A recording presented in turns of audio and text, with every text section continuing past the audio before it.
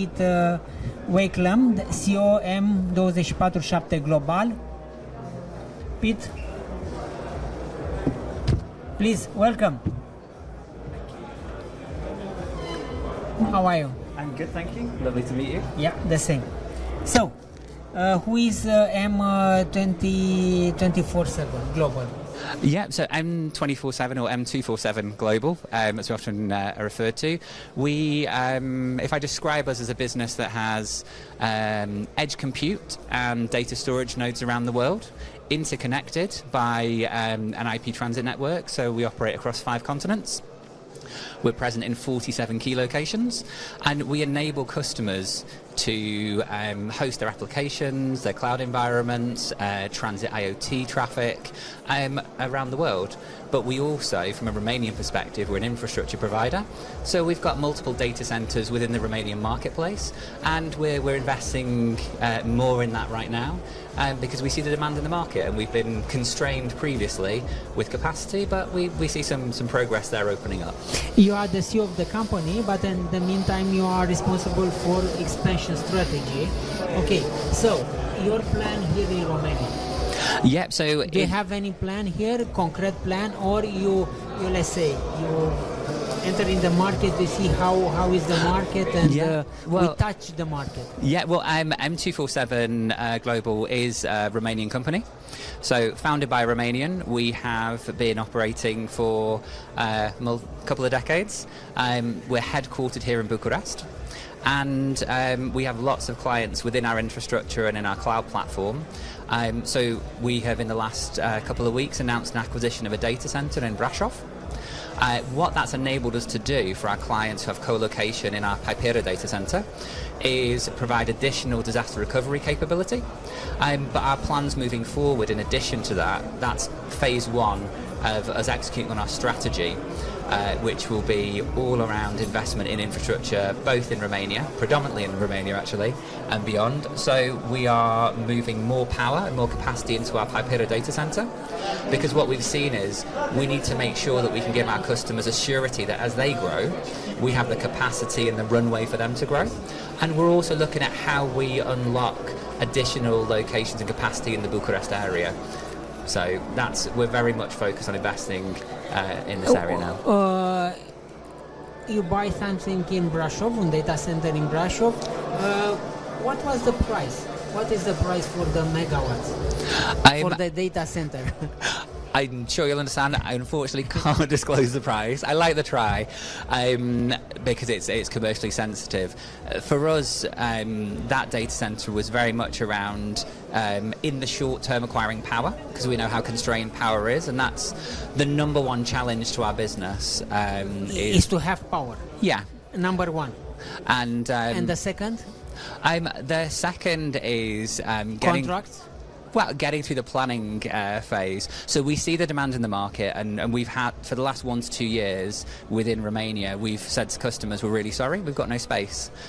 We've changed that now, and in the short term we have capacity as we rearrange our facilities and acquire Brașov, and we're signing contracts at the moment around new land acquisition and around new power into existing facilities, so that we can, in the medium and long term, demonstrate to the Romanian businesses that we have that capacity, because we know that we've got a reputation for service excellence. We know we've got a pan-European and beyond reputation for our quality there. And our challenge has always been that we couldn't facilitate the demand. We're turning that around now. For your business, the demand will be from Romanian market, or you want to, let's say, you go outside, you present your project and to take contract in Romania? It's both. So the great thing is, because we've got infrastructure in Romania, and I don't think enough I think there's a disconnect where people, because of our brand, think that we're not Romanian. I know there's an irony with me being a British national talking about this. Yeah, this is why the Romanian investor put you as a CEO. Absolutely. And it's the great thing of we're headquartered and our decisions are made in Bucharest. Our infrastructure is in Romania. So we will acquire SME type business in the Romanian market, and we're here to solve solutions for those companies around their journey in digital transformation onto cloud platforms, providing disaster recovery and moving off-premise into a resilient data center space, because we all know at the moment the world is a challenging place, and at a C-suite level we need to make sure we control two things. One is business continuity, which you can do through these managed services and facilities, but the second is also ensuring that we have the right level of technical engagement and the ability to know that the technology you're deploying has cost control. And that's where our cloud solution, our private or public and private cloud offerings, and our co-location and hosted propositions enable us to solve problems for some of the C-suite today in Romania, where it does look scary transitioning from where they are today into the digital transformation. And we can make sure that you don't end up with bill shock with hyperscalers and transaction costs, etc. Do you think Romania can attract a hyperscale? Do we have the infrastructure, I mean energy, people, land, contracts to have a hyperscale? I think or will be in the middle? I think today where the Romanian market sits is it's in a really nice sweet spot, because the economics work from a cost-based perspective. The skills within Romania as well, it's a very talented and technologically focused workforce. Benefiting from overflow of congestion in Western Europe and in the Nordics. Potentially benefiting because of the location from the disruption in the Middle East, maybe, and seeing some workloads move across to a location that with a low latency connection can still be viable in the Middle East, but maybe in a safer location. I think it's only a matter of time, and earlier today we heard from the Minister for Energy talking about unlocking power in the Romanian market and the challenges there. That remains the key. The Minister of Energy is the Prime Minister. And I didn't want to go too much into politics today. And you know, so I think the challenge there, I think it is a matter of time. We're actively engaging with hyperscalers to understand how we can facilitate that into Romania, because we see two prongs: bringing business into Romania and servicing the Romanian business and digital economy. M247 Global. Do you think Romanian company can go outside, let's say, to present their products, their services and so on in this field?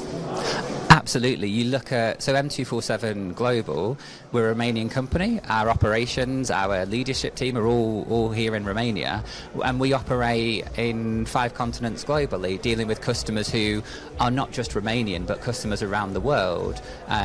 We provide services. Outside Romania, which is the biggest market for you? Our biggest hub right now is in Germany, outside of Romania, and there, you know, we're working with financial markets, we're working with car manufacturers who are providing data transit in the IoT world, and where we're going to push with our next generation cloud will be enabling workloads that are sovereign within Europe, to make sure that we can meet the smaller companies as well as some of the large companies that we deal with today. And we've got a really nice balance, but I'd say absolutely a Romanian company can break out. We've shown that it's possible, and significant revenues for us are global, and with some big global players. For how many years you are here in Romania? So me personally, I first started to come to Romania 5 years ago. 5 years. But my role today as CEO of M247 Global, this is month number 4. Number 4. So it's early days. Which is the best restaurant in Bucharest? That's a challenge for me, because my real challenge is that I don't eat meat. I'm a vegetarian. Sure. And I know in Romania it's a challenge. The favourite restaurant for my colleagues is Osho. Osho. Yeah, the state restaurant. Okay.